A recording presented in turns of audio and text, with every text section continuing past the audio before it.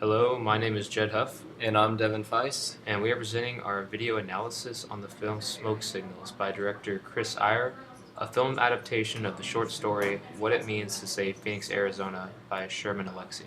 Through our film, we will attempt to analyze certain elements and film techniques of the bus confrontation scene to show possible meaning and significance.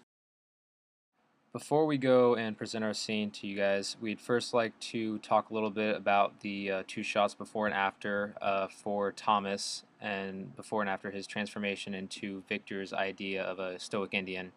In our first shot, we see Thomas before his transformation. He appears a little bit nerdy.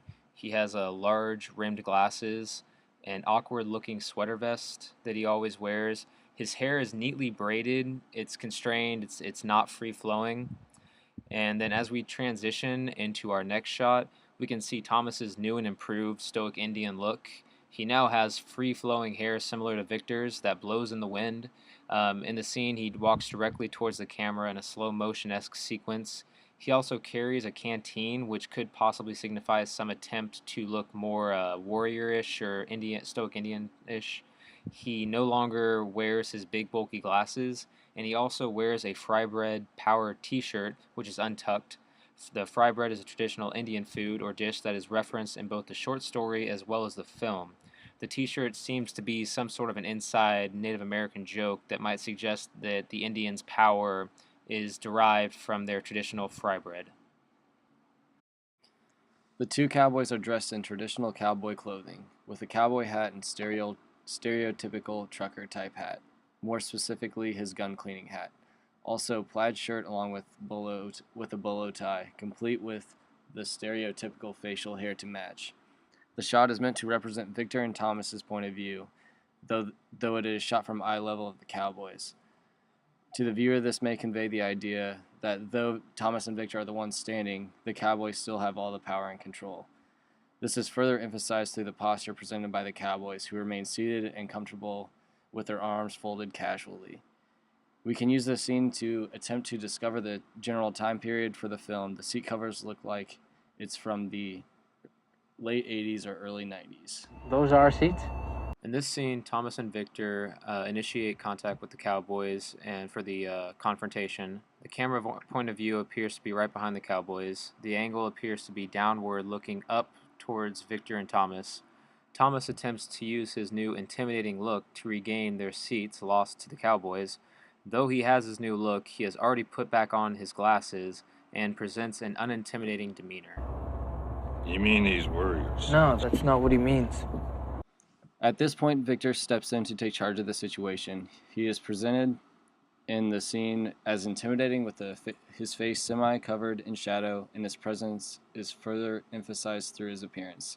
His chest is puffed out. He has a serious, stoic look upon his face. He uses his deep voice with a simple language to get his point across. Next, the cowboys respond. Now listen up. These are our seats now, and there ain't a damn thing you can do about it.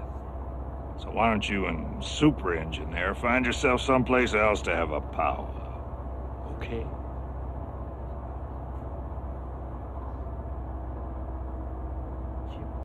In this scene, the Cowboys respond, letting Victor and Thomas know that they are not intimidated.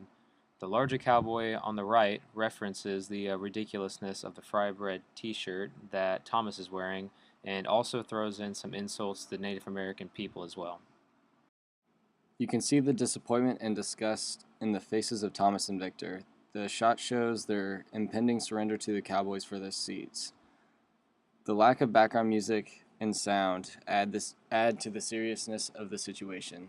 Thomas and Victor then proceed to sit in the back. Come on, y'all boys, just sit down so we can all In this scene, Victor and Thomas are angry for backing down from the Cowboys. Out of frustration, Victor nudges Thomas towards the seats at the back of the bus. The camera angle shifts to the point of view of the Cowboys. The placement of the camera is in the seat in front of the Cowboys and pans down towards the back of the bus where Victor and Thomas head to, where they take their new seats. The music then starts, a certain type of Indian tribal music or song, as Victor and Thomas head to the back seats, almost used to being treated in this manner due to where they come from. As the music starts, this possibly signifies that little has changed since the days of white settlers stealing land from their people. They head towards the back of the bus, a space usually reserved for those who aren't considered equal to those at the front of the bus.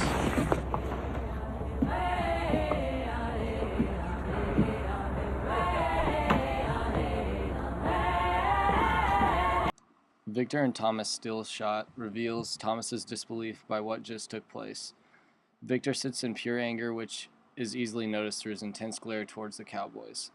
There are many empty seats around Victor and Thomas, clearly signifying people's distaste at the idea of sitting in the back of the bus. Geez, Victor, I guess your warrior luck doesn't work every time. Shut up, Thomas. The camera point of view for this scene transitions to outside the bus and pans to the bus as it passes by a sign. The depth of field allows us to briefly view the scenery, which looks calm, tranquil, and peaceful. The camera focuses on the sign, particularly the center where Phoenix is presented, reminding the viewer of the objective of the trip and the distance that must still be traveled. The Cowboys don't always win. Yeah, they do. The Cowboys always win. Look at Tom Mix. Thomas passionately speaks of the dominance that the Cowboys have over the Indians traditionally.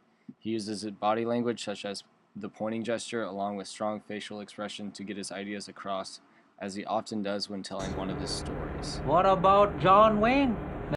The camera angle quickly switches in the conversation to Victor and Thomas's point of view.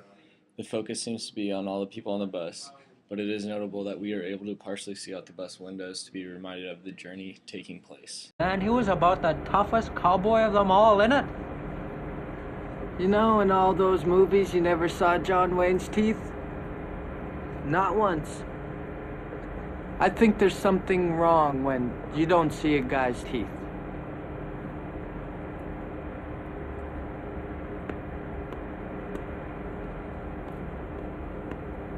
John Wayne's teeth, hey John Wayne's teeth, hey